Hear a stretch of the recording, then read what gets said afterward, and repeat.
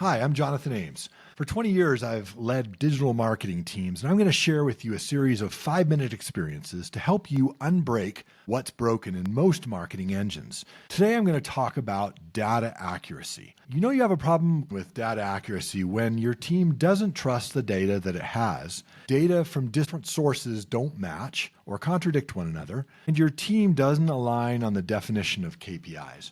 Once again, in every single position I've been in at every company, there have been data inaccuracy problems. This is very, very common. And most people simply live with it thinking that there's not a way to fix it. But there's a lot of cost to your team. So your team stops relying on data to make their decisions. Miscommunications and resentment over what defines a KPI starts happening, usually between departments. You react late or you miss market threats or opportunities, and you can't be sure what is working and why.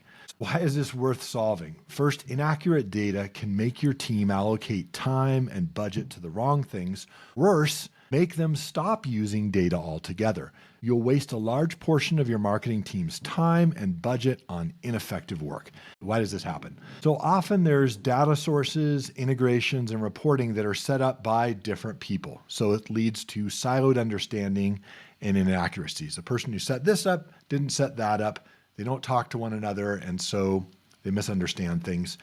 Finally, data sources have different standards, which often leads to conflicting data. And your team may not align on that or choose one that they're going to agree is your unified source of truth. Well, how can this be solved? You've got to give someone on the team the responsibility to check data accuracy, at least yearly. I would say in some cases more often than that. For instance, whenever there are changes made to your tech stack, you need to validate the connections afterwards. And if there are conflicting data sources, you need to align everyone on which one will be used as the source of truth and why. And you have to agree on that. And you need to train multiple people to know where all the data comes from and where it is used.